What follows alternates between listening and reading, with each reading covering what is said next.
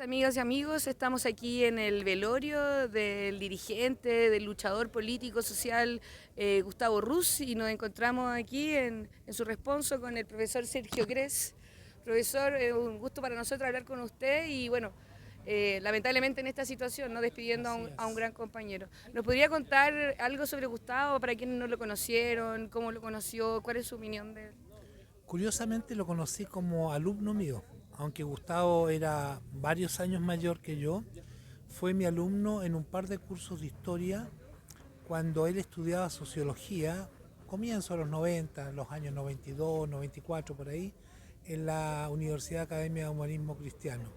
Y yo impartía esos cursos de historia mundial, no era historia de Chile, era historia mundial, sobre todo historia europea, para las distintas carreras de esa universidad.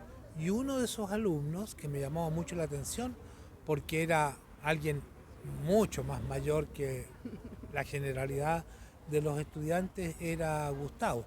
Y me llamaba la atención no solo por su edad, tendría unos 40, 40 y tantos años en esa época, sino además porque tenía un nivel de conocimientos muy superior a la media, a la de cualquier estudiante.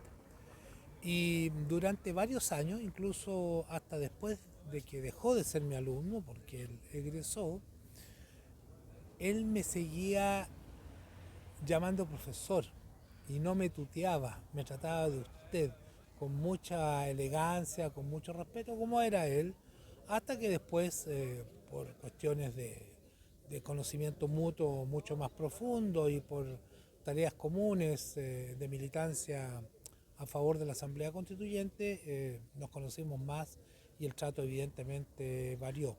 Pero ese es mi primer recuerdo de Gustavo y quisiera contarlo porque nunca lo he contado públicamente, salvo a muy pocas personas de mi círculo más íntimo. Bueno, una de las luchas que tuvo siempre Gustavo fue el cambio constituyente, ¿no?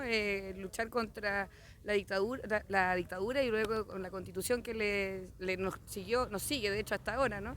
Eh, ¿Qué opinión tienes con el proceso que pasó y según los conocimientos y cómo conocía a Gustavo, ¿crees que él está entusiasmado con este nuevo proceso o no? En primer lugar hay que señalar que Gustavo fue uno de los precursores de la idea de la Asamblea Constituyente en Chile. No sé cuándo él empezó ese combate, pero comenzó mucho antes que mucha gente, incluso mucho antes que yo.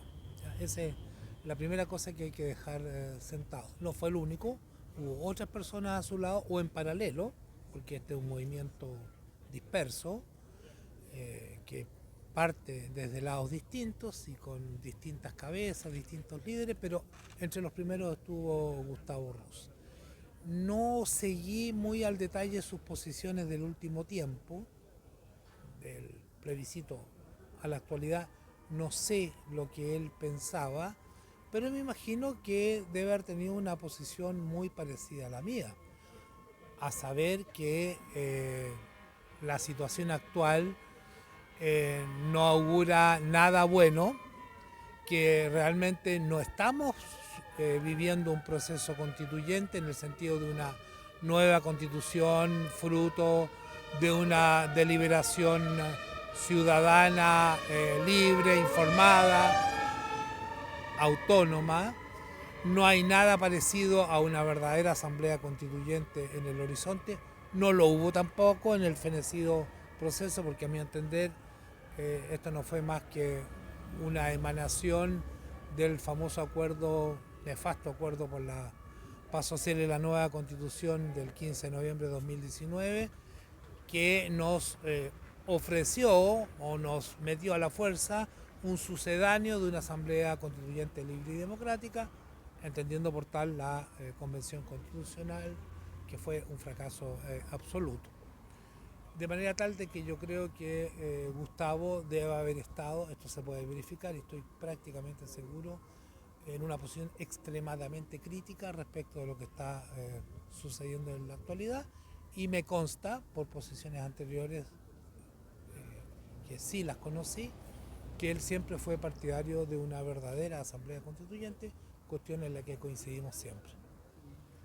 Perfecto, bueno, y para finalizar su opinión con respecto al momento actual, además de no ver esta asamblea constituyente en el horizonte, estamos pasando, no sé, por un fracaso, una derrota para ciertos sectores que apostaban a este cambio.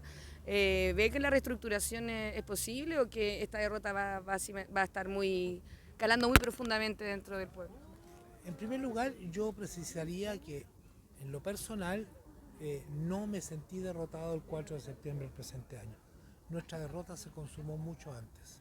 Se empezó a consumar el 15 de noviembre de 2019 y terminó, aunque no tuviésemos clara conciencia de ello, de consumarse a partir del momento en que la pandemia del COVID-19 le sirvió de pretexto al gobierno de Piñera para confinar a gran parte de la población y de esa manera se terminó de extinguir la rebelión popular que ya había sufrido un golpe muy importante con el acuerdo del 15 de noviembre.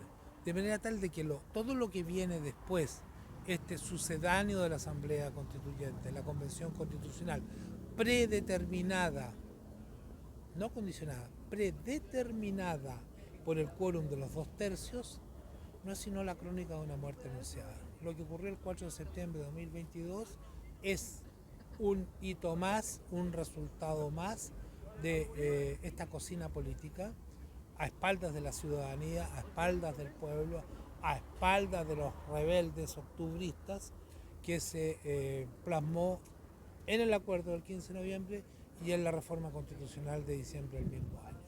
De manera tal de que lo que viene ahora no es sino la continuación de eso, lo he dicho en muchas entrevistas, lo que está ocurriendo en la actualidad lleva el ADN del 15 de noviembre. De manera tal de que la izquierda consecuente, los movimientos sociales, las organizaciones sociales populares no deben gastar pólvora en gallinazos, no deben perder sus energías, sus escasos recursos en el jueguito de reformas constitucionales con no sé cuántos bordes, iban en 12 y probablemente sean más, que están preparando los señores y señoras de la casta política parlamentaria.